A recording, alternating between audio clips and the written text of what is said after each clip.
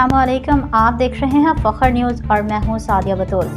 सबसे पहले शामिल करते हैं आज के अहम खबरें। Bureau chief Punjab GS Ayub की रिपोर्ट के मुताबिक एक बार फिर दुबई में पाकिस्तान की नुमाइंदगी करते हुए डेरा गाजी खान के जवानों ने अपने मुल्क का नाम रोशन किया।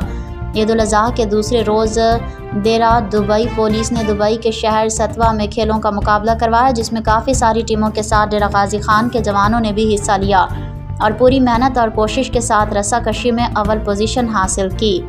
दुबई पुलिस ने डेरा गाजी खान की टीम को मेडल और नकदी इनाम से नवाजा। डेरा गाजी खान की रिवायत को बरकरार रखते हुए जीती हुई रकम की दोस्तों में मेहमान नवाजी में वक्फ कर दी। शाद रहे से कबल ये टीम ईद उल फितर पर भी रस्साकशी का मेडल अपने नाम कर चुकी है। नाज़रीन, bureau chief Punjab GS Ayub की खसूसी रिपोर्ट मुलाहिजा फरमाएं। बिजली के 2 मीटर लगाने पर पाबंदी के हवाले से पावर डिवीज़न ने वजाहत जारी कर दी है।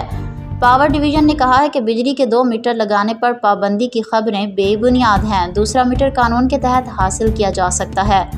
पावर डिवीज़न का कहना है कि सोशल मीडिया पर फैलाई जाने वाली खबरें झूठी और गुमराह कुन हैं। झूठी खबरें फैलाना PICA एक्ट के तहत नाकाबिल सज़ा जुर्म है। पंजाब हुकूमत का बिजली बिलों में कमी के लिए पावर टैरिफ कम करने का ऐलान। वजाहत में मज़ीद किया गया है कि नेपरा मैनुअल 2021 के मुताबिक मखसूस शराइत पर दूसरा मीटर जायज़ है। अलहदा पोषण सर्किट, दाखिली रास्ते और किचन पर दूसरा मीटर लग सकता है। आवाम झूठी खबरों पर तवज्जो ना दें। फिल वक्त के लिए इतना ही। मज़ीद खबरों की अपडेट के लिए जुड़े रहिए फखर न्यूज़ के साथ।